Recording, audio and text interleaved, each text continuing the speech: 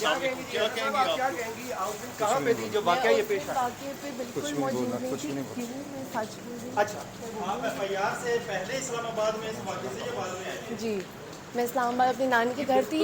मेरे वालिदैन की खुला हुई थी है और मैं अपनी वालदा के साथ थी। आप वाकई जो इल्ज़ाम है उस इल्ज़ाम पे मेरी बात सुने, मैं इस वक्त इसलिए गिरफ्तार नहीं हुई क्योंकि पुलिस के पास प्रूफ है कि उस कैमरा लगे हैं जहाँ यह हादसा हुआ है, मैं वहाँ नहीं मौजूद आपकी थी। बेल एप्लीकेशन एक्सेप्ट होगी?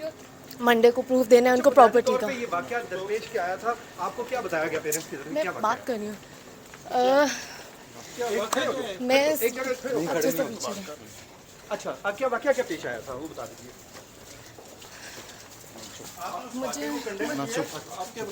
एक सेकंड, मैं खुद चल रही हूँ। इल्ज़ाम आते हैं, क्या कहेंगी? हाँ जी, कि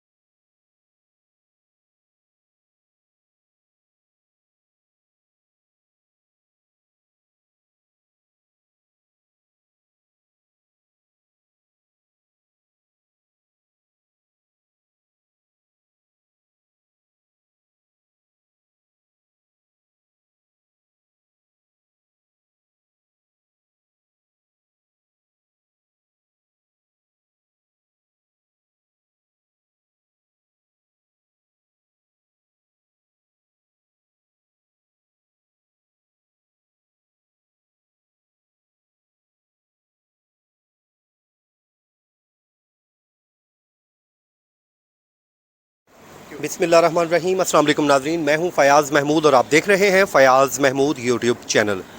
नाज़रीन, फैसलाबाद में एक वाक़या पेश आया जिसके बाद गिरफ़्तारियाँ हुई। आप सबको मालूम है वो वाक़या क्या था, जिसके बाद उसमें मुख्तलिफ़ मुल्ज़मान की गिरफ़्तारियाँ हो गई। उसमें एक और नॉमिनेट एक्यूज़ हैं जिनका नाम है अना अली, जो शेख दानिश की बेटी हैं। उन पर भी इल्ज़ाम है कि वो भी वहीं पर थीं और जिस वक्त तशद्दुद किया गया और वो जो जूतियाँ चिढ़वा रहे थे ये मिल के कर रहे थे। आज अचानक इस ख़बर में नया ट्विस्ट आया और ट्विस्ट ये आया कि अना अली इस्लामाबाद हाई कोर्ट में पहुंच गईं और यहां पर आके उन्होंने हिफाजती ज़मानत दायर कर दी।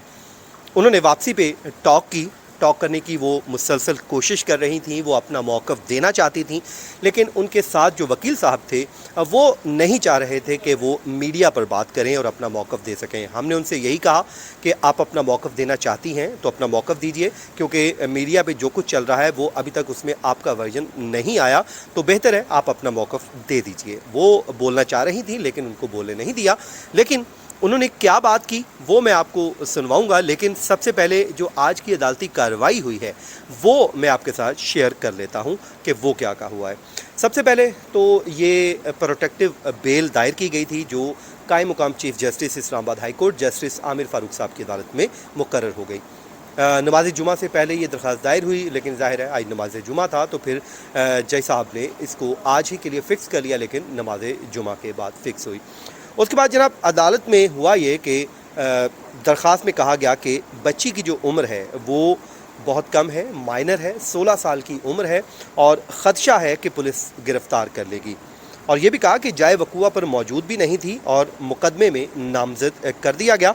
बैरूनी प्रेशर पर मुझे गिरफ़्तार करने की कोशिश की जा रही है। और ये भी कहा कि तस्लीम शुदा उसूल है कि जुर्म साबित होने तक कोई भी मासूम तसव्वुर होगा।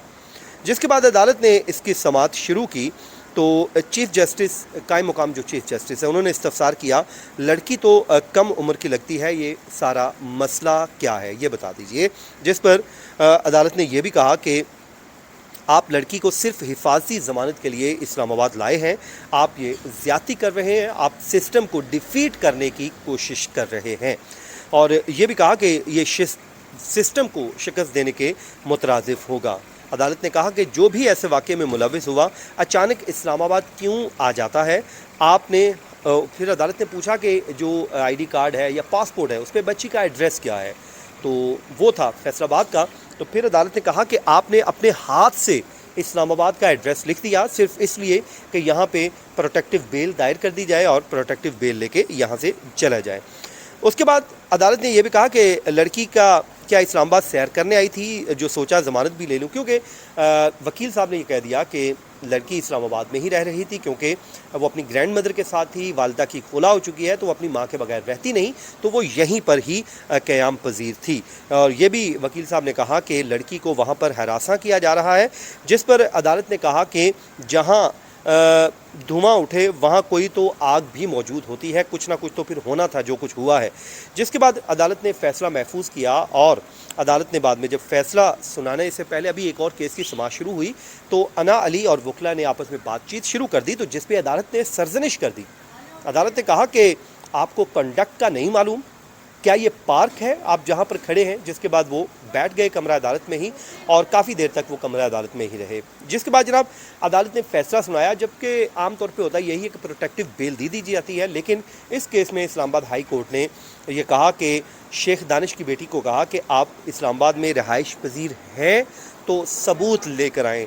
अदालत ने ऑर्डर जारी कर दिया कि पीर के रोज़ तक सबूत दें, आप वालदा और नानी के साथ रह रही हैं, और शवाहिद दें कि आप एफआईआर दर्ज करने के बाद इस्लामाबाद आई या फिर पहले से ही इस्लामाबाद में मौजूद थीं।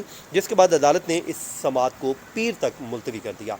नाज़रीन, जब ये समाअत ख़त्म हो गई तो ज़ाहिर है वो मीडिया को फेस नहीं करना चाह रहे थे, तो मीडिया मौजूद था तो वो कमरा अदालत में ही कुछ देर बैठे रहे, इंतज़ार किया मीडिया चला जाएगा, लेकिन जब नहीं गए तो फिर वो बाहर आए और वो बात करना चाह रही थी। इसमें कोई शक नहीं, उन्होंने बात करने की कोशिश भी की, लेकिन उनके वकील साहब उनको उनका मौक़िफ़ देने की इजाज़त नहीं दे रहे थे। नाज़रीन, ये था आज का हमारा वीलॉग, अपनी दुआओं में याद रखिए। मुझे दीजिए इजाज़त, अल्लाह नेगहबान।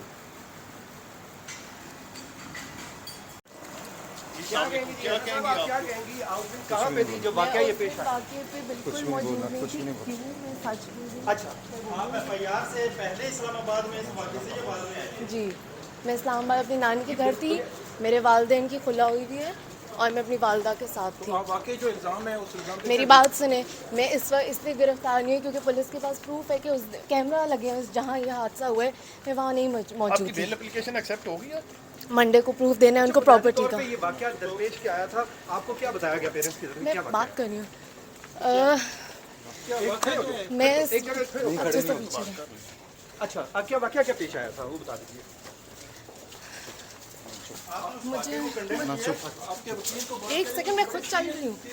इल्ज़ाम आते हैं, क्या कहेंगी? हाँ जी, कि